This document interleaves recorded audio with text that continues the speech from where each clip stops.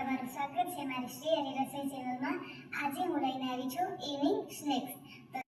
આપણા સ્નેક્સ બનાવવા માટે મેં લઈ લીધા છે અહીંયા બાફેલા બટેકા, ઝીણું ઝીણું સુધારેલું લસણ, આદુ, મરચાં, 1 ટેબલસ્પૂન કોર્નફ્લોર અને 1/4 કપ મેંદો.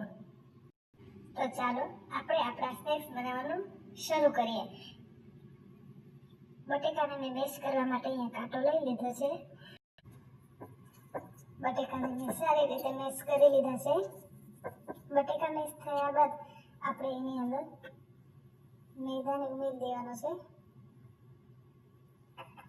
ત્યારબાદ કોર્નફ્લોર, આદુ, મરચાં અને લસણ, થોડાક ઝીણા સમારેલા ધાણા,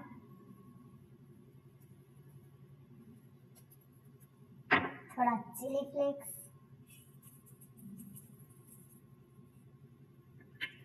ઓરેગાનો,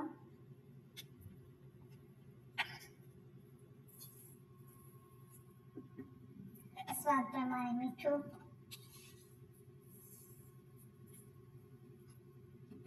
કાળા મરીનો પાવડર,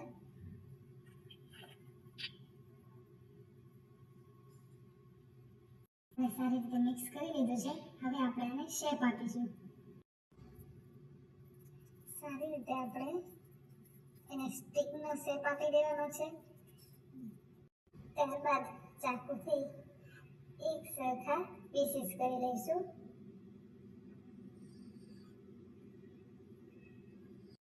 ત્યારબાદ તેને આપણે બોલ્સનો શેપ આપી દઈશું. આપણા બોલ્સને તળવા માટે મેં અહીંયા એક કડાઈની અંદર તેલ લઈ લીધું છે.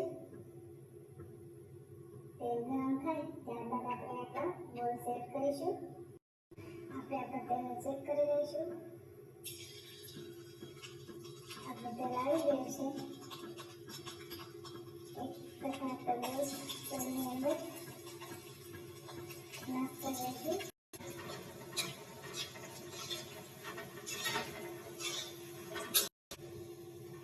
આપણા બોલ્સ સારી રીતે ફ્રાય થઈ ગયા છે. ગોલ્ડન બ્રાઉન થાય ત્યાં સુધી આપણે એને તળી લેવાના છે. મેં અહીંયા મેંદાનો ઉપયોગ કર્યો છે.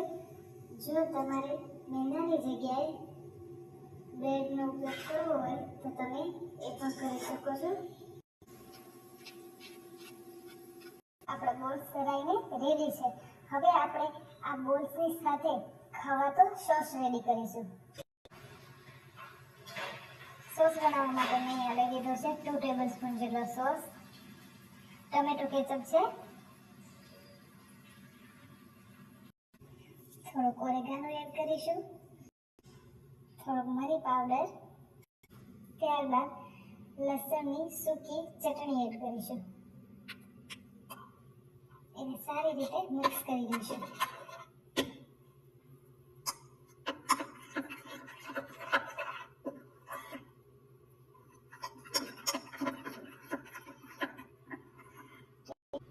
આપણા તૈયાર થયેલા સોસ અને બોલ્સને સર્વ કરી લઈએ.